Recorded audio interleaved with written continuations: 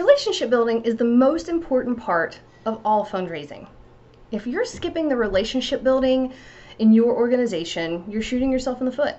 A huge piece of relationship building is donor relations, because that's what's going to help you create donor retention, which is the goal. You don't want to always have to be acquiring new donors. You want to retain the ones you have. It's 6 to 7 times more expensive to acquire a donor than it is just to keep the ones that are already supporting your organization. One of the questions that has been coming up a lot is, how do we do donor relations from a distance, right? Some places always have to practice donor relations from a distance because they're in a rural area or they have a lot of bad weather and they can't travel a lot. So they are always practicing that. How do we build a great relationship with someone we can't see all the time, right?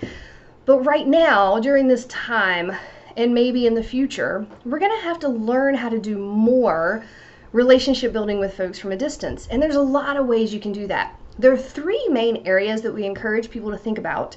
One of those, we call them the 3 E's, right? We're going to empathize with people, we're going to equip people, and we're going to engage people.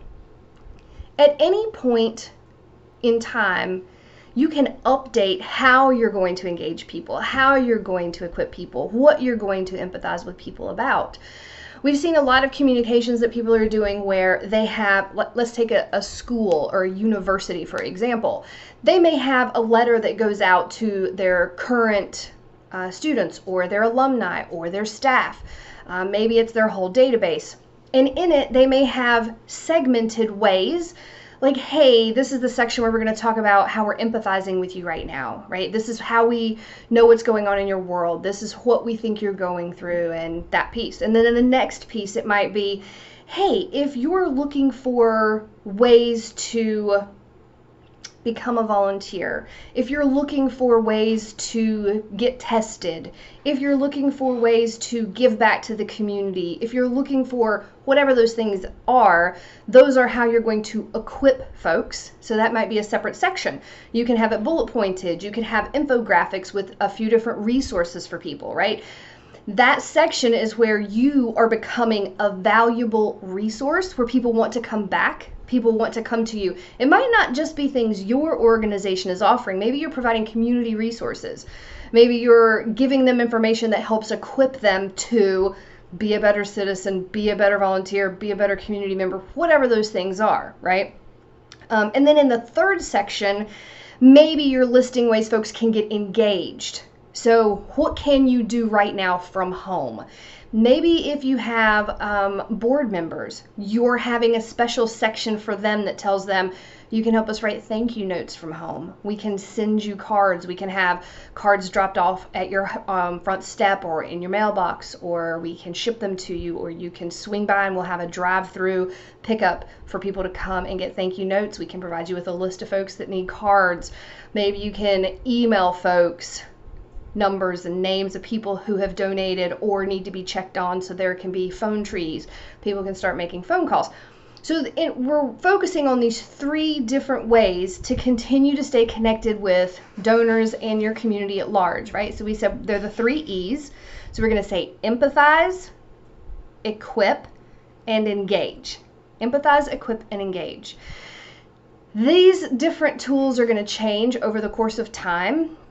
When we were social distancing 2 months ago, and we couldn't get out at all around people, those 3 different areas looked different than they did once we moved into phase 1. So then our communications changed in phase 1. And now that many of us are in phase 2, we have changed communications again, right? Because there's new information. Now, hopefully at some point in the future, we're not going to be in the middle of a pandemic, right?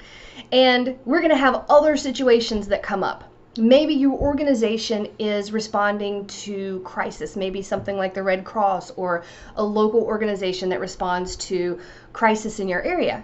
And if that's the case, then as crises happen, your ways of empathizing, engaging, and equipping folks are going to change. right? So these communications evolve over time with your organization based on the situation that you're in. And when you're doing this from a distance, there's lots of ways to do it. So we'll just mention a couple. We already mentioned a few, but I'll mention a couple more for you. Telephone calls are always important. Whether you are having to be socially distanced or not, you should be making thank you phone calls to people. Maybe you've made all your thank you phone calls and you haven't had a fundraising drive recently, and you just need to call and check up on folks.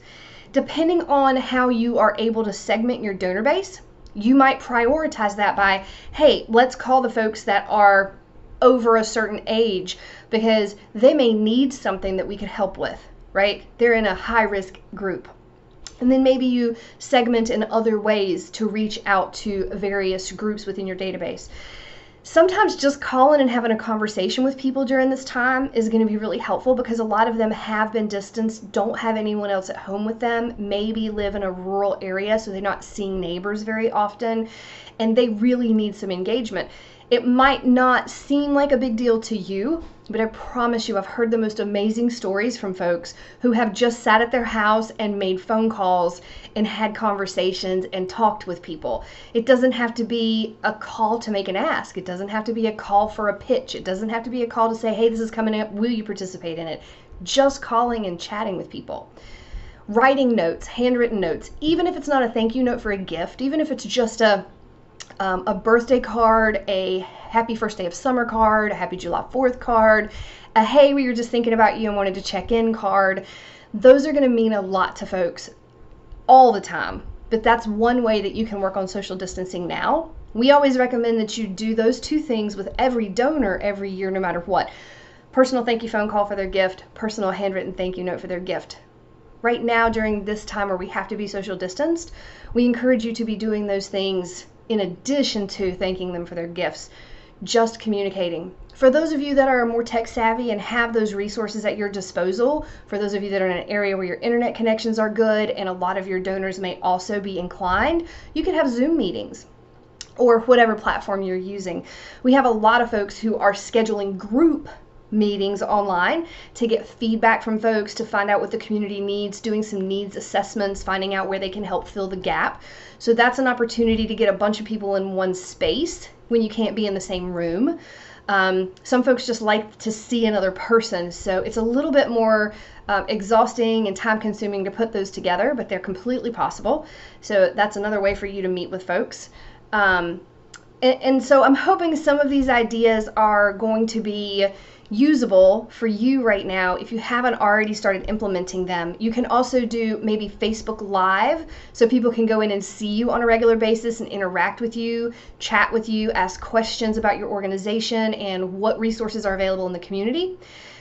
Several people that we work with are doing direct mail pieces right now, so that's all something you can manage from a distance. You can send things into your print houses and those can get out to people so they have mail coming in and you can be doing fundraising at the same time. So I encourage you to take some of these tips and start figuring out the 3 E's for your organization right now and evaluate those on a monthly basis to figure out how they need to change.